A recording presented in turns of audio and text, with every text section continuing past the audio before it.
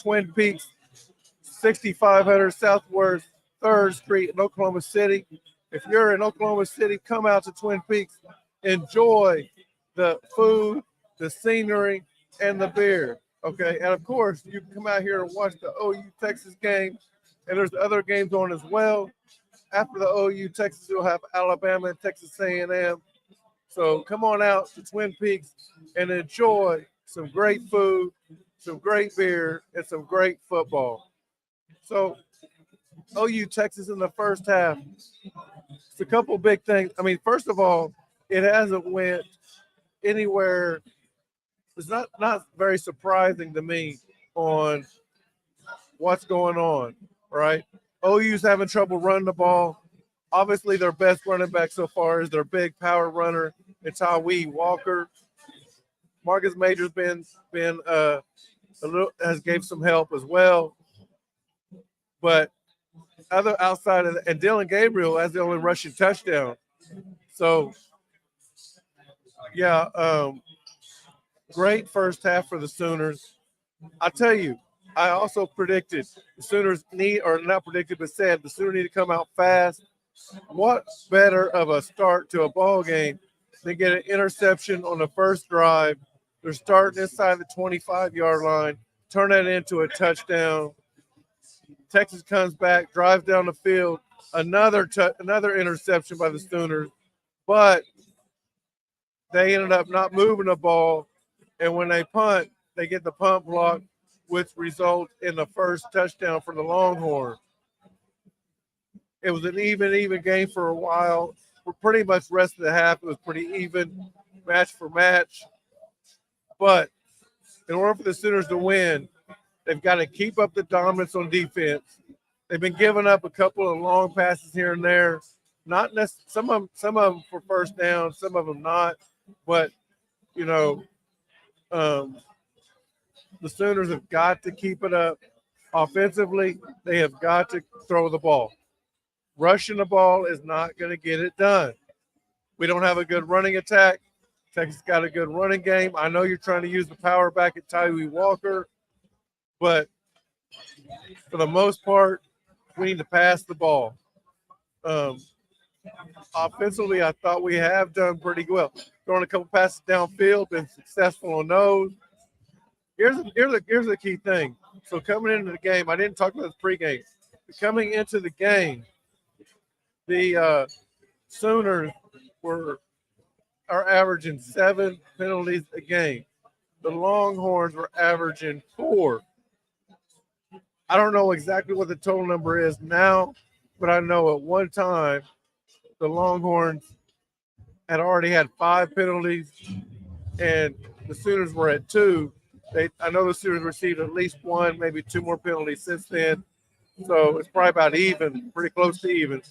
But it's above Texas Longhorn average and right at Oklahoma average. So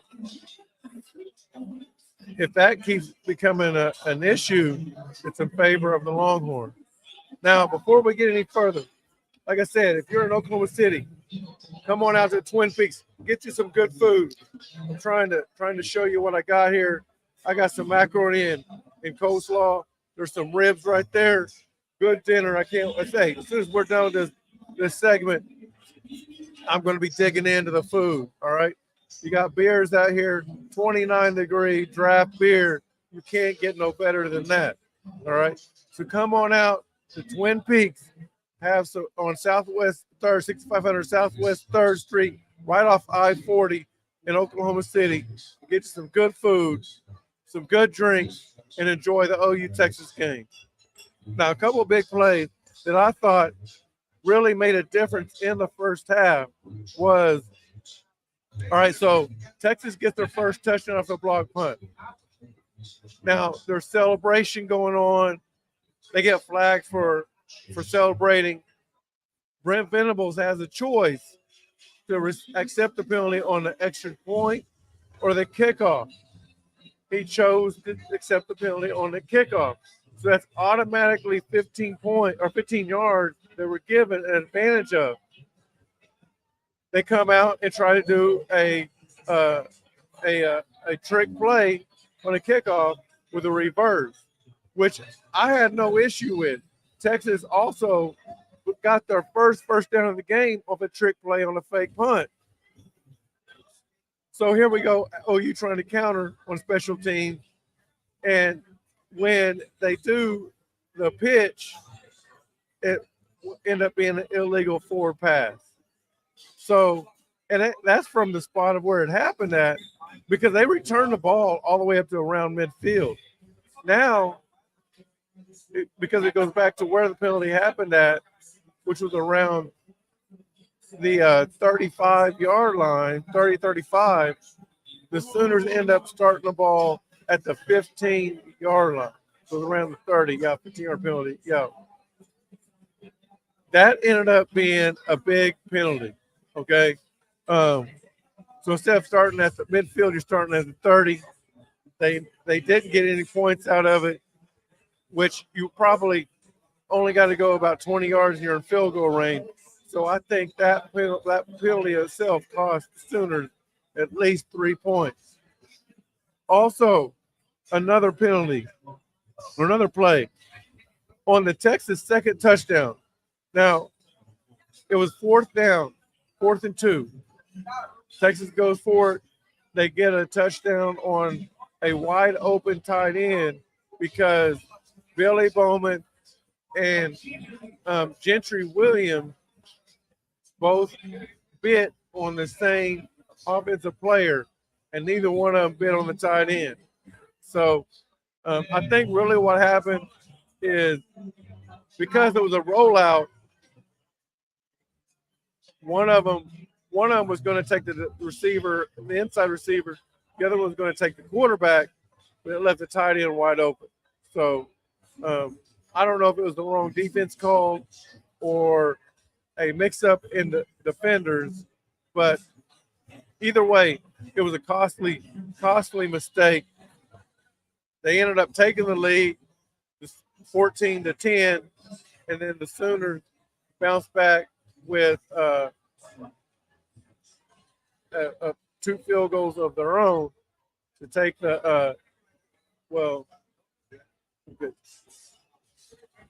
so they bounced back. It was down 14-10, and they're up 17-14 right now. So great bounce. Actually, I think at the time it was 14-7. No, it couldn't have been. 14-7. Yeah, the Sooners came back, tied it up, and then it ended up getting a field goal. So they're up 17-14 at the half, I believe. So anyway, it's been an outstanding first half.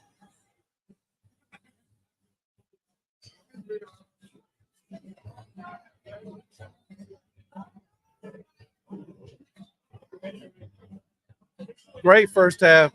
So going into the second half, so the Sooners, to me, defensively, I think we got to bring more blitz. Okay, we got to be more pressure on the quarterback. Looks like my screen just froze. Hey, if you're listening, hang on. I'm gonna try to fix this real quick. Yeah, we just lost our webcam, so hold on. All right.